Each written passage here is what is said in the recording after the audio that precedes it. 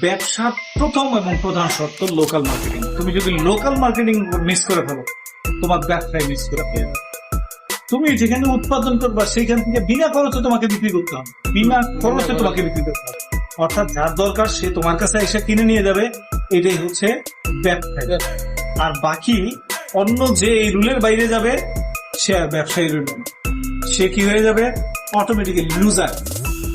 তার মানে সে বিক্রির জায়গা খুঁজে পেতেছে না, কিন্তু তার আশেপাশের বিক্রির অসংখ্য জায়গা, সেই বিক্রির জায়গাটা সে কি চোখ বন্ধ করে দিচ্ছে সেখানে।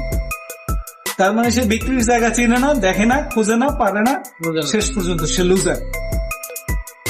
অথচ তার আশেপাশের বাড়িতে যদি একদিন মাইকিং করে খালি বলে দাও তোমার 1000 মুরগি আছে, মুরগি বিক্রি করতে পারতেছে না, মনে করতেছে, শুধু মাইকিং করে বলে দাও যে 250 টাকা করে আজকে আমি বিক্রি করবো আমার এই মুরগিগুলো, তোমরা যার দরকার জানিয়ে দাও।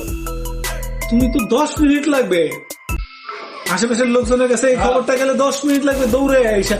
আশেপাশে তো 500 বাড়ি আছে, 2টা করে মুরগি হাতে করে নিয়ে গেল, তোমার মুরগি একেবারে নিমিশে খালাস হয়ে যায়। অথচ তুমি চিন্তা করো যে তোমার চিন্তা ভাবনা হলো এরকম, আমি কেন ছোট হবো মানুষের কাছে যাবো। আরে তুমি ছোট হইতে গিয়ে যে তোমার পুরোটা লস হয়ে যেতেছে, 1000 মুরগি মারা গেলে যে তোমার 1 লাখ টাকা চলে যেতেছে, 3 লাখ টাকা 5 লাখ টাকা চলে যেতেছে, এইটা তোমার বেশি না তোমার ওই ইগো বেশি?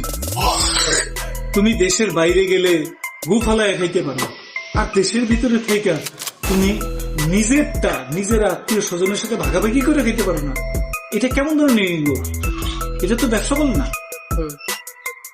এটা তো হচ্ছে আরেকজনের উপরে মানে চাঁদাবাজির টাইপ। আমি আমার আশেপাশের লোককে ভালো কিছু দিব, তারা আমার সাথে সারা জীবন থাকবে, তারাও ভালো পাবে, আমারও ব্যবসা চলবে। আমার লোকাল চাহিদা লোকাল জায়গা থেকে হয়ে যেতেছে, এটাই হচ্ছে ব্যবসা।